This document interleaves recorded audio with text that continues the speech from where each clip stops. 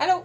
Aujourd'hui, on cuisine les aromates, des plantes sauvages, champignons sauvages, épices, herbes, fleurs qu'on a fait sécher en saison pour pouvoir cuisiner notre terroir l'hiver ou à l'année. Pourquoi? C'est sûr que dans les conserves, on fait des sirops, des marinades, on en fait congeler, ça dépend de la plante ou du champignon. Mais souvent, on fait sécher parce que même si on perd beaucoup en rendement, souvent on gagne en, en arôme, comme avec certains champignons qui dégagent des arômes encore plus intéressants qu'à l'état frais. Et aussi parce que c'est pratique pour les tisanes, pour plusieurs choses. C'est sûr que on peut faire des infusions. Puis souvent, c'est la plante qui l'exige, comme disons avec, je sais pas, le sapin du labrador. C'est plus des choses qu'on va infuser parce que c'est pas intéressant à manger comme tel. Mais souvent, on peut les mettre en poudre puis les utiliser comme une épice. Les champignons, on peut faire les deux. Mais souvent, une recette, t'as pas de liquide. Comme aujourd'hui, on fait des biscuits. Les biscuits sablés, c'est une petite recette facile. On peut faire des pains, des gâteaux, des crêpes, tout en mettant les poudres avec les ingrédients secs. Et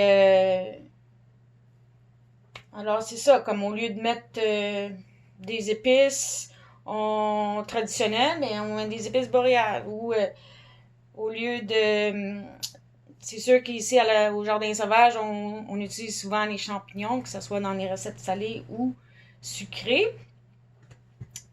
Fait que c'est ça. Une chose qu'on va voir, c'est qu'aussitôt qu'il y a du gras dans la recette, les arômes éclatent plus. Ça veut dire que on peut en mettre moins. Parce qu'on pense toujours au dosage, qu'on veut pas gaspiller nos plantes. Surtout si on cuisine quelque chose comme le mélilo, qu'on sait qu'il y a des coumarines, c'est quelque chose qu'il faut faire attention au niveau dosage. C'est ça. On va commencer pâte sablée. Très facile. Ça suit une ratio 3-2-1. Ça veut dire 3 parties de farine, 2 beurres, un sucre, puis souvent il y a un jaune d'œuf ou un œuf ou quelque chose comme ça. Alors, ici j'ai 300 grammes de farine. C'est mieux une farine à pâtisserie ou farine tout usage mélangée avec une farine faible comme une poudre de noix ou d'amande ou de gâteau.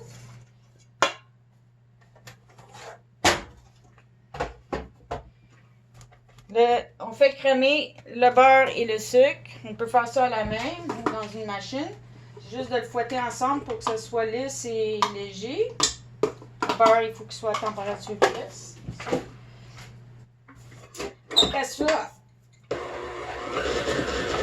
Après ça, on met un œuf et on introduit la farine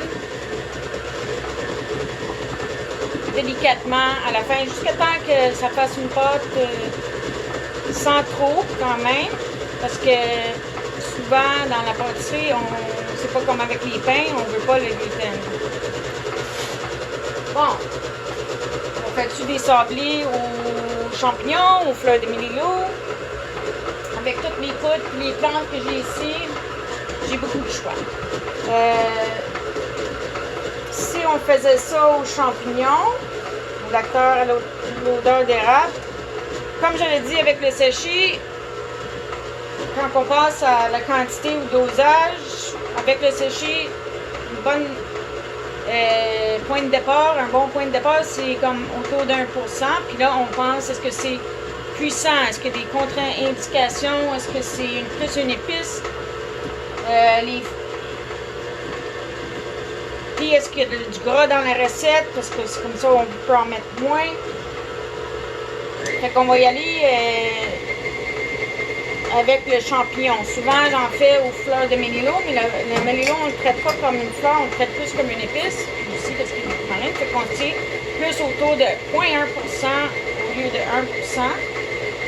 Avec les fleurs de sureau, par exemple, on pourrait jouer autour de 1%, comme avec les champignons. Fait qu'ici, j'ai la poudre de l'acteur à l'odeur d'érable. Ça, c'est très parfumé. Fait que je peux me dire 1% avec à peu près 650 grammes ma recette. Fait que je voudrais 6 grammes. Une grosse cuillère à soupe, c'est à peu près 5 grammes. Fait que c'est à peu près ça. Mais je sais que vu que c'est puissant, je pourrais en mettre moins. Jouer plus autour de 0,5, mais avec les champignons. Fait que je pourrais mettre mon aromate ici, avec le beurre, ça commence à blanchir.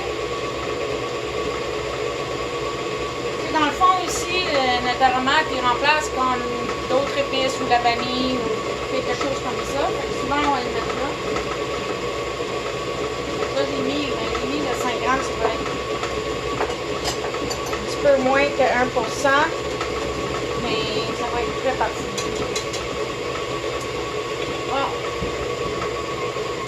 Là, on peut introduire la farine. Mélanger. Oh non! Un œuf. Ça peut être 2 jaunes d'œufs dans cette recette-là.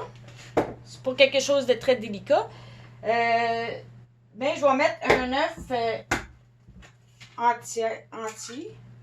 Parce que je veux que la pâte se tienne un petit peu plus. Parce que mon idée, c'est de faire des... On appelle ça des thumbprint cookies en anglais. C'est au lieu de faire des petites pâtes sablées, ben on fait des biscuits puis on peut les farcir avec de la confiture. C'était un biscuit préféré à mon père. Puis c'est le fun parce que aussi on a beaucoup de fruits sauvages. On va faire des confitures au chicouté ou toutes sortes de sureau, bleuet. Et qu'on va pouvoir les farcir avec ça.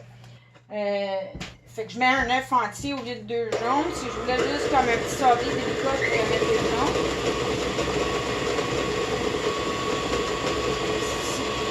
On veut que nos ingrédients soient à température pièce pour que ça aille bien. Le beurre, le sucre, après l'œuf.